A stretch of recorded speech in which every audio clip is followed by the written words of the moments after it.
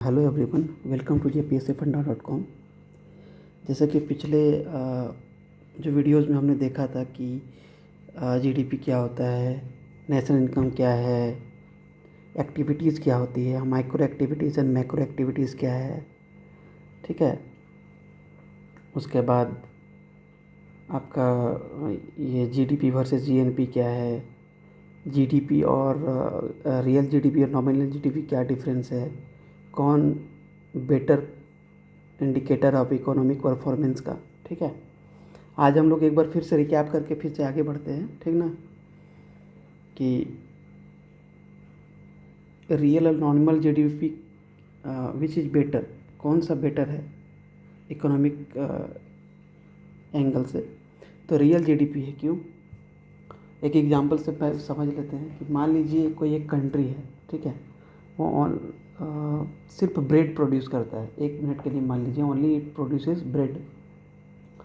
तो 11-12 में क्या हुआ, जो बेस ईयर था, या मान लीजिए 11-12 साल में क्या हुआ कि 200 यूनिट ब्रेड प्रोड्यूस करता है, ठीक है, 10 रुपये का प्राइस से।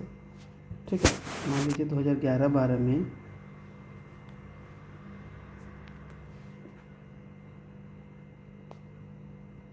ठीक है, एक 11-12 में क्या होता है, 200 यूनिट ब्रेड है,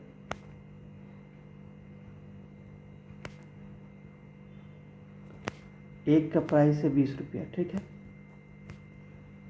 सॉरी 10 रुपया देख लेते हैं इसको थोड़ा। तो कितना हो गया, 2000 इसका जीडीपी होना चाहिए। ठीक है। वही अब क्या होता है कि 2000 मतलब 23-24 है मान लीजिए, या 24-25 जो भी मान लीजिए एक एग्जांपल के लिए। ठीक है। इसमें क्या होता है, इसमें भी 200 यूनिट ही प्रोड्यूस होता है, लेकिन प्राइस कितना बढ़ चुका है, 15 रुपया। तो कितना हो जाएगा, 3000। ठीक है। तो यहाँ क्या लग रहा है, 2000 से 3000 मतलब 1000 जीडीपी बढ़ गया। ठीक है, यही लग रहा है। ये है बेस, आपका जो नॉमिनल जीडीपी है। ठीक है। नॉमिनल जीडीपी में 2011 में 200 यूनिट ब्रेड था 10 रुपये के प्राइस से, 2000 जीडीपी हो गया। अभी 23-24 में 200 यूनिट ब्रेड ही प्रोड्यूस करता है, 15 रुपये के पर ब्रेड यूनिट, एक एक यूनिट का कॉस्ट है, तो 3000 हो गया। तो लग तो रहा है कि 1000 बढ़ गया। ठीक है, लेकिन क्या बढ़ा, प्राइस बढ़ा है, ना कि यूनिट। जब हम लोग बेसिक डेफिनेशन ऑफ जीडीपी में जाते हैं तो क्या देखते हैं, final value of, final monetary value of final goods and services produced in a economy और country within a period of time. तो ये तो बढ़ा ही नहीं, ये 200 का 200 ही है, ब्रेड तो 200 का 200 ही है। तो क्या प्रोडक्शन कैपेसिटी बढ़ा कंट्री का? नहीं। इसलिए यहाँ पे ये नॉमिनल जीडीपी में भले दिख रहा होगा ज़्यादा, लेकिन जीडीपी हमारा बढ़ा नहीं। ठीक है। इसी को मान लीजिए इन बेस ईयर में, मान लीजिए 11-12 का ही बेस ईयर अगर इसमें 10 रुपये ही रखते तो क्या होता, 2000 रुपया होता। साल बदल गया लेकिन प्राइस सेम प्राइस पे हमने देखा तो सेम ही आता है 2000। इसका मतलब ये प्रोडक्शन बढ़ा ही नहीं, 200 यूनिट का 200 यूनिट ही रह गया। ठीक है, इसलिए जीडीपी नहीं बढ़ा।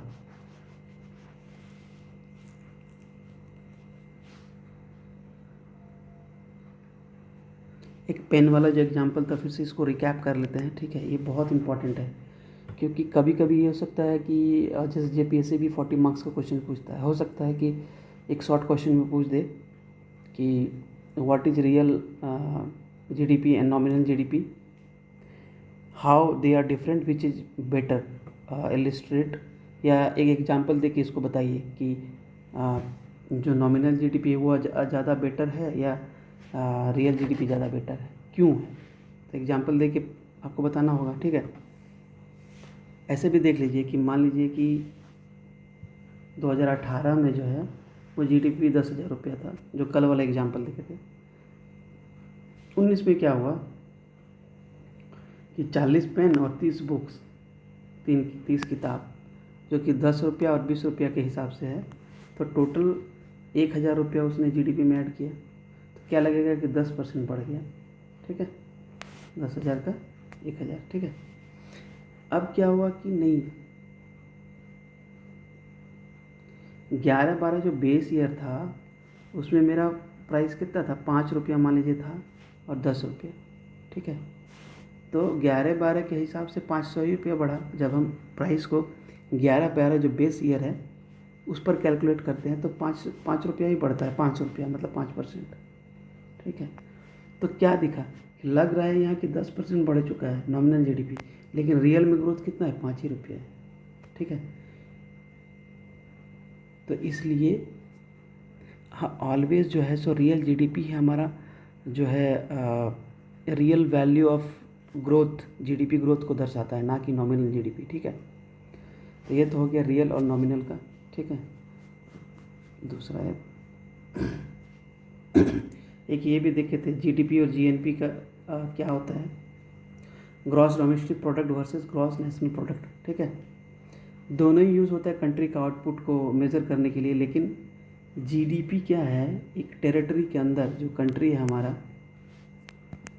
टेरिटरी के अंदर कोई भी हो, अमेरिकन हो, इंडियन हो, किसी ने भी गुड्स का प्रोडक्शन या गुड्स और सर्विसेज का प्रोडक्शन मतलब सामान और वस्तु और सेवाओं का उत्पादन किया है, उसका मौद्रिक जो मूल्य है उसको बताता है जीडीपी। कोई भी इम्पॉर्टेंट ये है कि ये टेरिटोरियल जो बाउंड्री उसके अंदर होना चाहिए। कल हमने टेरिटोरियल बाउंड्री पढ़ा था कि क्या क्या आता है, या जैसे आपका एयर स्पेस, फिर आ गया आपका वाटर एरिया जो, या ओशन जो, जैसे ये इंडिया है उसके अराउंड जो ओशन एरिया है इंडिया का, टेरिटोरियल वाटर जिसको बोलते हैं वो हो गया।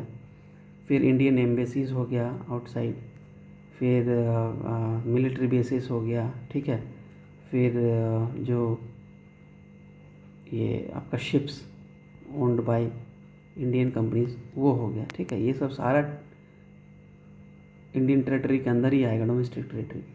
डोमेस्टिक टेरिटरी के अंदर जो भी गुड्स और सर्विसेज प्रोडक्शन हो बाय एनीवन, उसको जीडीपी बोलते हैं। और जीएनपी बोलते हैं सिर्फ उस देश का जो नागरिक हैं वो कहीं भी प्रोडक्शन ऑफ गुड्स और सर्विसेज किए हों तो वो जीएनपी में आएगा। ठीक है, यही डिफरेंस है। मतलब जीडीपी मतलब वेयर, प्रोडक्शन कहाँ पे, और ये किसने, देश का नागरिक।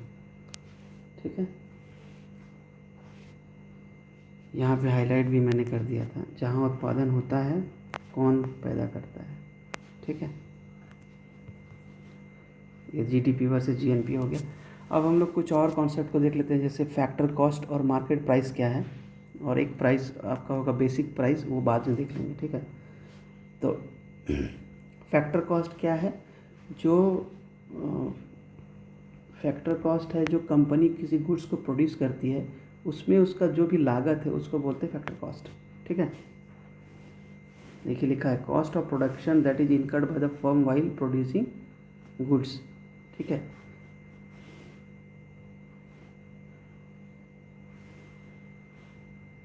उत्पादन के समय खर्च एक कंपनी के द्वारा, इसको बोलते हैं फैक्टर कॉस्ट। ठीक है, कारक उत्पाद, मान लीजिए एक पेन है, इसमें उस कंपनी को लगा 8 रुपया, तो ये हो गया फैक्टर कॉस्ट। ठीक है, इसमें क्या इंक्लूड होता है, जैसे हम लोग फैक्टर ऑफ प्रोडक्शन पढ़ा था ना, जैसे लैंड, लेबर, कैपिटल, एंटरप्रेन्योरशिप। तो इनके बदले लैंड के बदले क्या था, कैपिटल के बदले क्या था, एंटरप्रेन्योरशिप के बदले क्या था, उन सब का समेसन ही ये आएगा। क्योंकि मान लीजिए एक पेन प्रोड्यूस कर रहा है कोई, तो पेन प्रोड्यूस करते समय उसको लैंड भी लगा होगा, लेबर को वेज भी दिया होगा। ठीक है, कैपिटल के बदले इंटरेस्ट भी पे किया होगा, और एंटरप्रेन्योर्स के बदले प्रॉफिट दिया होगा। तो तो सब का समेशन ही फैक्टर कॉस्ट आता है। मतलब किसी गुड्स को प्रोड्यूस करने, कोई सामान को उत्पादन के समय जो भी कंपनी का खर्चा इन चारों चीज़ों पे लगता है उसी को बोलते हैं फैक्टर कॉस्ट। ठीक है,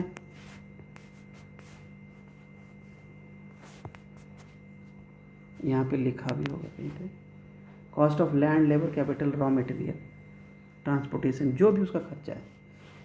ठीक है,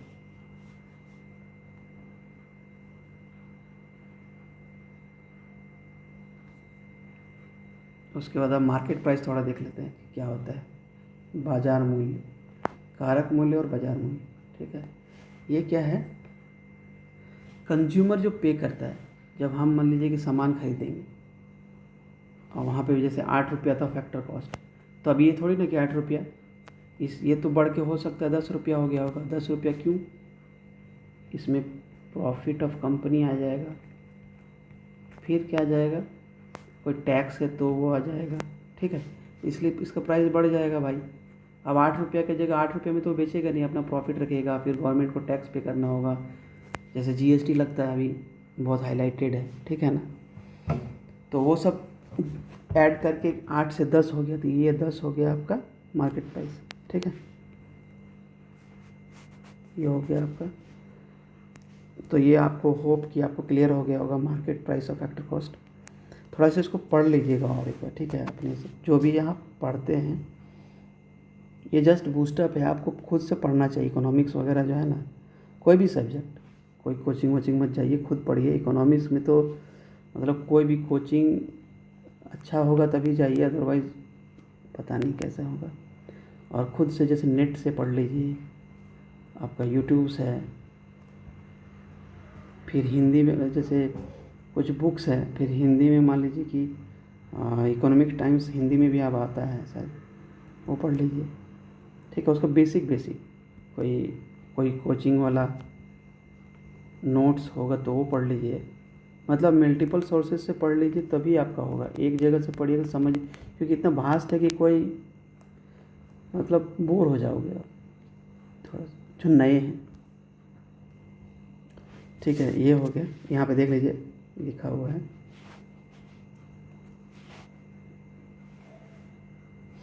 फैक्टर कॉस्ट, मार्केट प्राइस। 10 रुपया का पेन कैसे हुआ, 8 रुपया से ये 10 रुपया हुआ, क्योंकि फैक्टर कॉस्ट था 8 रुपया, उसमें इनडायरेक्ट टैक्स जोड़ दिया, मान लीजिए 1 रुपया। ठीक है, 1 रुपया,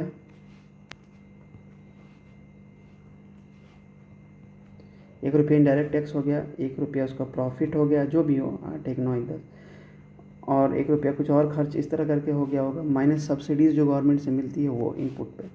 ठीक है, तो ये सब मिला के आपका मार्केट, इसको याद रख लीजिएगा ये फॉर्मूला।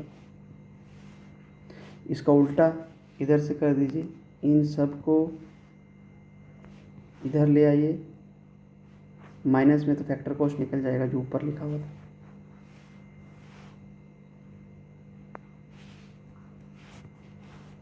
ठीक है,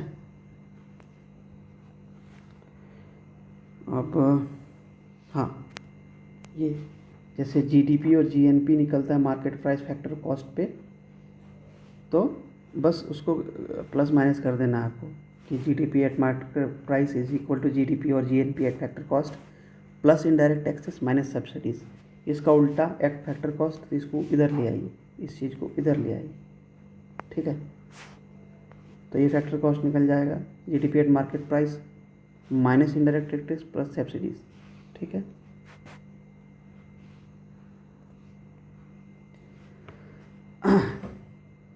ये हो गया। अब हम लोग एक कॉन्सेप्ट पढ़ लेते हैं कुछ इससे जाने से पहले। आपका जो है पर्सनल इनकम और डिस्पोजेबल इनकम, ये सब थोड़ा सा, पर कैपिटा इनकम क्या होता है ये सब थोड़ा सा देख लेते हैं। पर कैपिटा इनकम तो ये हो गया कि आपका जो एवरेज इनकम है कोई एक पर्सन का in a country is called per capita income. ठीक है, तो इसको मतलब average income of a person in a country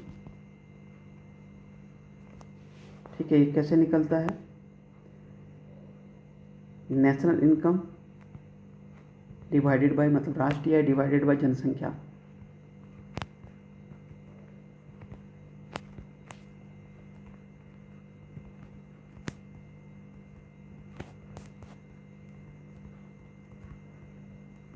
राष्ट्रीय आय बट्टा जनसंख्या, इसको बोलते हैं पर कैपिटा इनकम।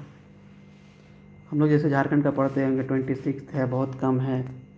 गूगल में सर्च कीजिए कितना है अभी पर कैपिटा इनकम इंडिया और झारखंड का। ये सब मेंस में डाटा आता है काम पे, या ऐसे भी इकोनॉमिक सर्वे से उठा के पूछ देता है, जो इस बार पूछा हुआ था ये क्वेश्चन। इकोनॉमिक्स का जो एक क्वेश्चन, पहला इकोनॉमिक सर्वे का पहला लाइन का क्वेश्चन पूछा हुआ था। ठीक है, तो पूछ सकता है। और उसके बाद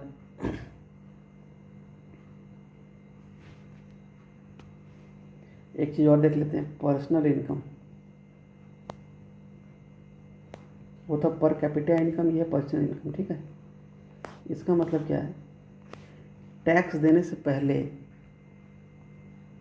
बिफोर टैक्स, टैक्स देने से पहले जो टोटल इनकम है एक इंडिविजुअल का,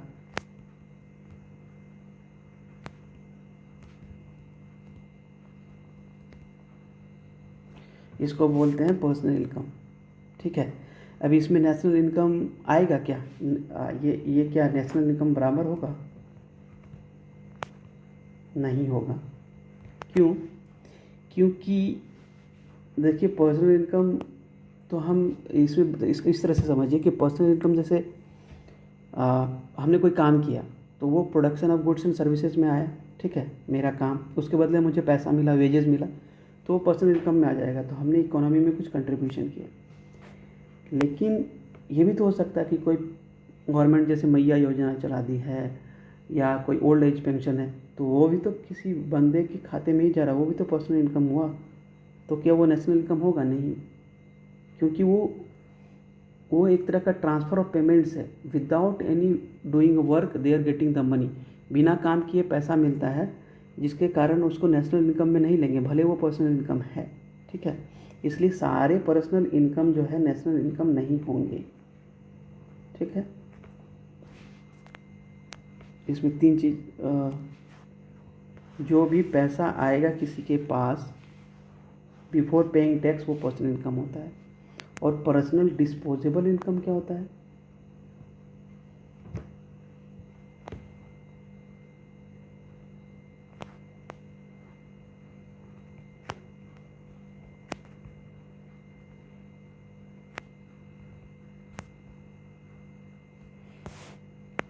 ये होता है पर्सनल इनकम जो अभी पढ़े थे,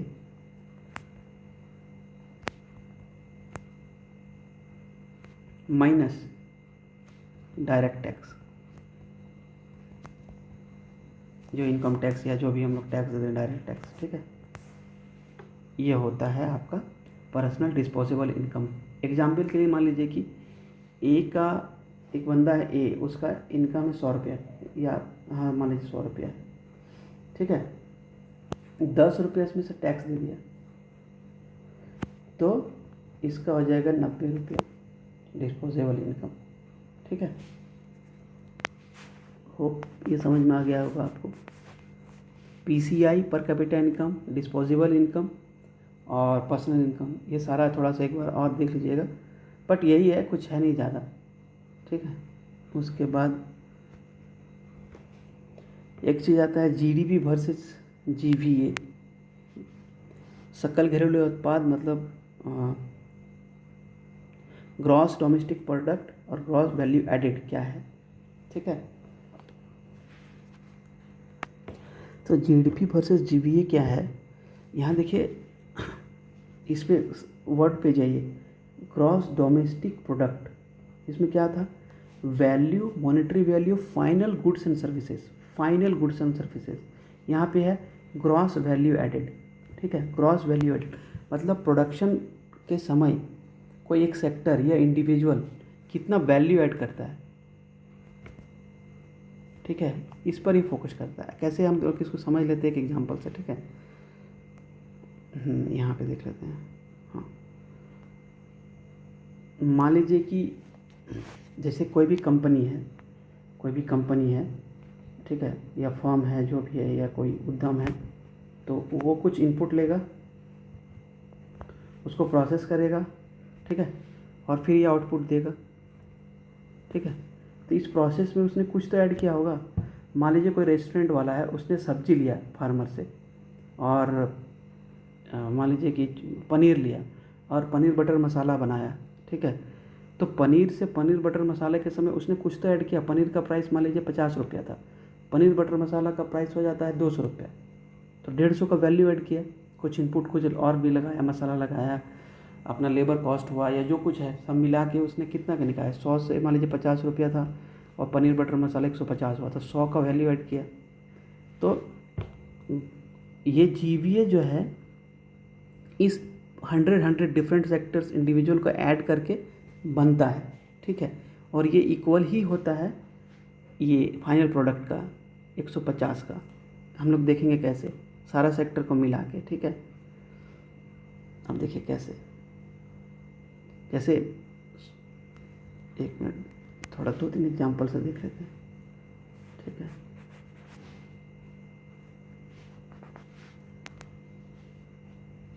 जैसे कोई एक मान लीजिए फार्मर है, ठीक है, फिर कोई केक वाला है, जिसको क्या बोलते हैं, बेकर बोलते हैं, ठीक है, केक, ठीक है, फिर होटल, ठीक है। अब मान लीजिए यहाँ पे इसका इनपुट, इसका यहाँ आउटपुट और इसका वैल्यू एडेड, भी ये लिख देते हैं इसको, भी ये, ठीक है। तो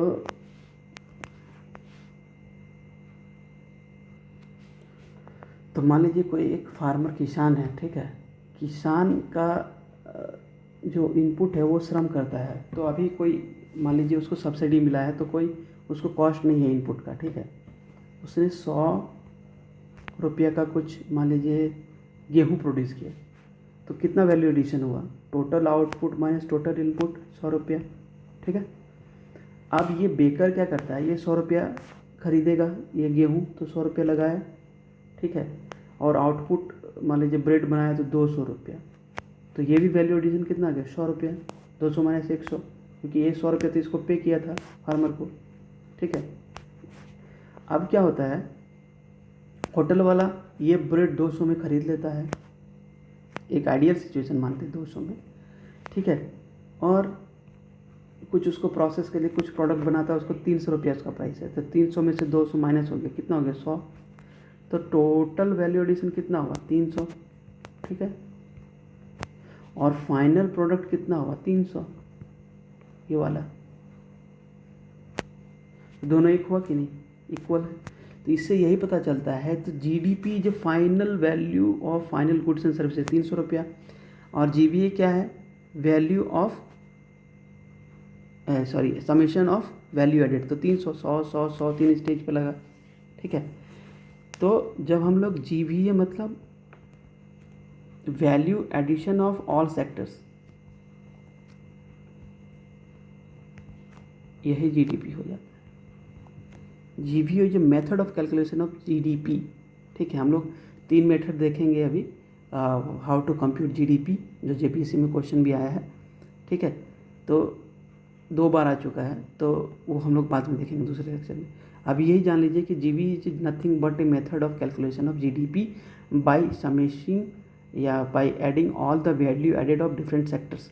जो भी अलग अलग क्षेत्र है, जैसे प्राथमिक, द्वितीयक और तृतीय क्षेत्र है, सेवा क्षेत्र, ठीक है, उत्पादन क्षेत्र, ये सब जो क्षेत्र है, 3 क्षेत्र है ना, प्राइमरी, सेकेंडरी, टर्सरी, जो तीनों है, ये सारे सेक्टर, ये तीनों में जो वैल्यू एडिशन हुआ उसी का समेशन ही तो जीडीपी है, ठीक है। दोनों एक ही होगा। यहाँ से एग्जांपल से आप देख लीजिएगा एक बार फिर से। ये किसान है, ये केक वाला बेकर है, होटल है, ठीक है।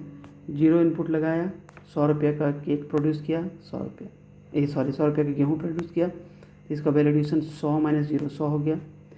फिर बेकर क्या करता है, वो 100 रुपये का खरीद लेता है सामान, यही मतलब जो गेहूँ है, इसको गेहूँ से वो ब्रेड बनाता है, ठीक, प्रोसेस करके उसका प्राइस 200 रखता है तो 200 माइनस 100, 100 वैल्यू एडिशन हुआ।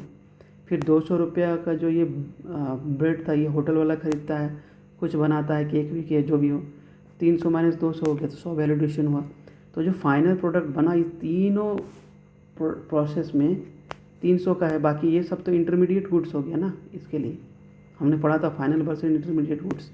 तो 300 रुपया इसका final valuation, final value of goods हुआ। और ये 300 रुपया ये तीनों स्टेज में ऐड करके जो वैल्यू एडिशन वो 300 हुआ। ठीक है, तो दोनों इक्वल है।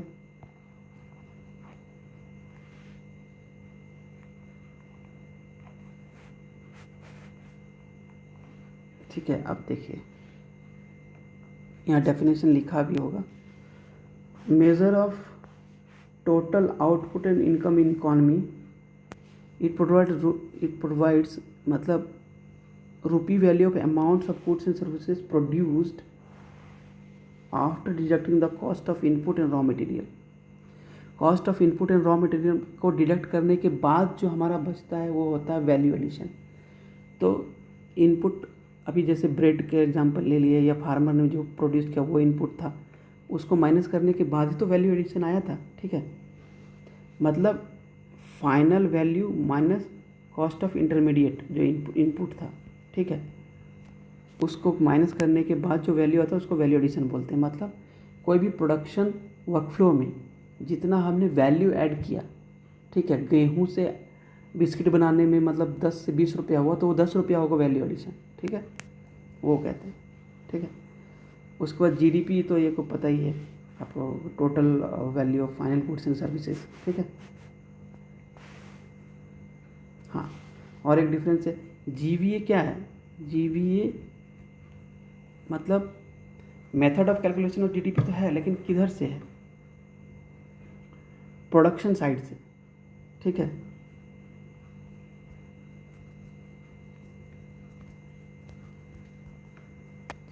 और जीडीपी कंज्यूमर साइड से। ठीक है, फाइनल गुड्स एंड सर्विसेज है, मतलब कंज्यूमर ही पे करेगा ना उसको। फाइनल जब कंजम्पशन के लिए हम लोग कोई मान लीजिए हम ही खरीदते हैं कोई गुड्स, तो फाइनल वैल्यू हम वही देंगे। मान लीजिए एक पेन है, उसका 20 रुपया प्राइस है तो 20 रुपया देंगे। ठीक है, लेकिन 20 रुपया आते आते जो वैल्यू एड हुआ वो तो हम लोग प्रोडक्शन साइड से, जो कंपनी है उधर के साइड से उसको देखेंगे। ठीक है, यहाँ पे कहीं पे लिखा भी होगा, देखिए, GB gives economic activity from the producer side. ठीक है, देखिए उत्पादन के तरफ से जो जीबीए का पिक्चर हमें मिलता है, और जीडीपी कंज्यूमर साइड से। ठीक है, ये थोड़ा सा बहुत इम्पोर्टेंट है, ऑब्जेक्टिव में आ सकता है इसका। ये क्या है? GVA base price plus indirect tax minus subsidies is equal to GDP at MP होता है। ठीक है, अब मार्केट प्राइस क्यों? क्योंकि इनडायरेक्ट टैक्स और सब्सिडीज को हमने घटा दिया। देखिएगा अगर हमने यहाँ पढ़ा था, जैसे देखिए ये हमने पढ़ा था ना, कोई भी चीज़ में जब इनडायरेक्ट टैक्स और सब्सिडीज माइनस कर देंगे, इनडायरेक्ट टैक्स प्लस कीजिए और सब्सिडीज माइनस कीजिए, तो वो आपका जो बढ़ा हुआ वैल्यू है मार्केट प्राइस वो दे देता है। ठीक है, तो जी भी ये सॉरी ग्रॉस वैल्यू एडेड, ये या ए होगा, ये नॉट पी, plus indirect tax minus subsidies is equal to GDP at market price. ठीक है,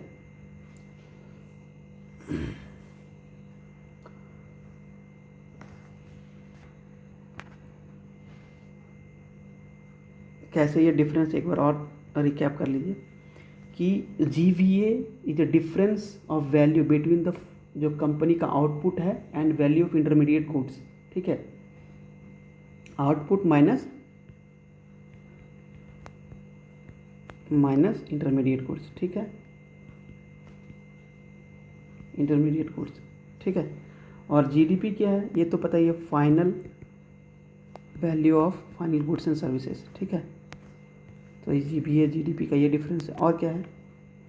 जीबीए हमेशा, जीबीए है ना, हमेशा मतलब मार्केट प्राइस पे ही रिप्रेजेंट होता है। ठीक है, जीडीपी भी और आपका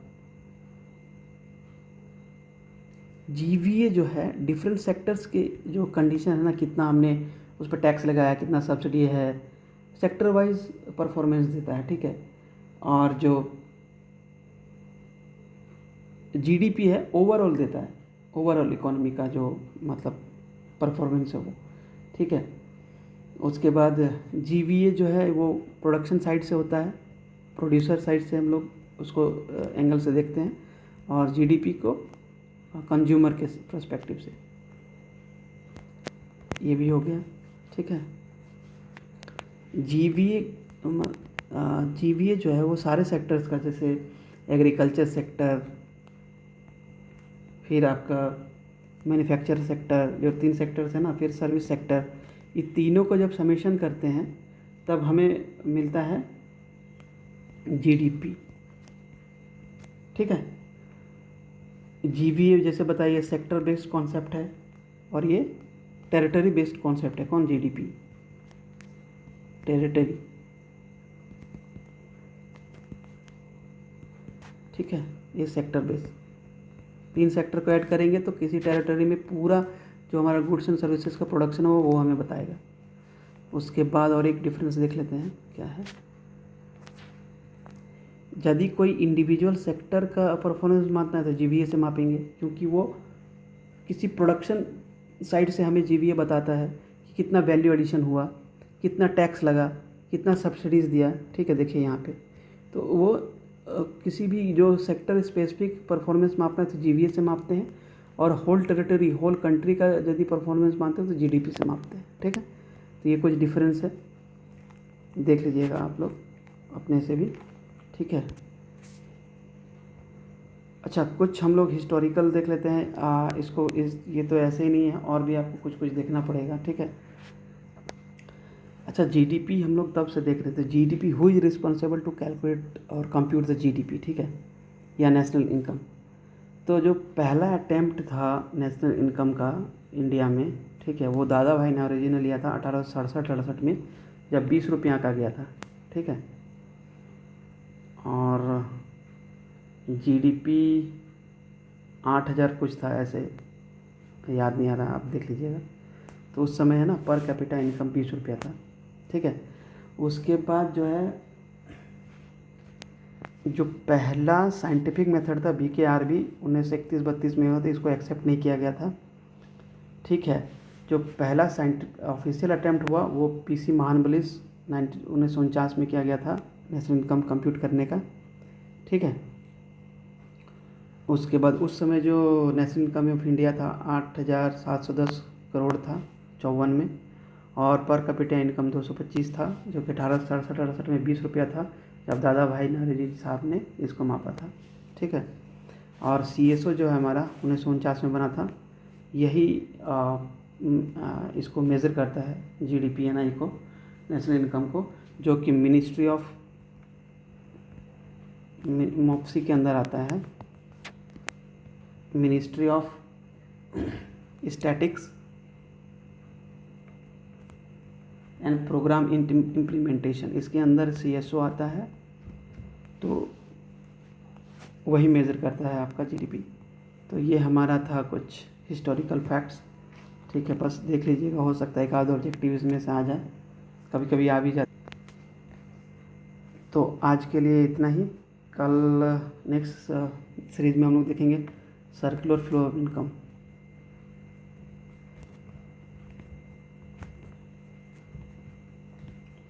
ठीक है, इन 2 sector, 3 sector and 4 sector economy. उसके बाद मेथड ऑफ 3 मेथड है ना कैलकुलेशन ऑफ जीडीपी, जो 3 मेथड है उसको हम लोग देखेंगे। तो ये चीज़ हम लोग कल मतलब नेक्स्ट लेक्चर में देखेंगे, ये तीनों मतलब क्या है ये और ये क्या है। इसी पे आपका लॉन्ग क्वेश्चन बनेगा, ठीक है, जो कि 2 बार JPSC में आ चुका है। होप कि इस बार ना आए, लेकिन जान लीजिए इसको, ठीक है। कुछ ऑब्जेक्टिव भी इससे क्लियर हो जाएगा आपका। तो ठीक है, मिलते हैं, bye bye, thank you. Channel को थोड़ा सा लाइक और सब्सक्राइब कर दीजिएगा अगर अच्छा लगे तो, एंड कमेंट भी कीजिएगा कि कहाँ मुझे सुधार करना चाहिए। ठीक है, थैंक यू।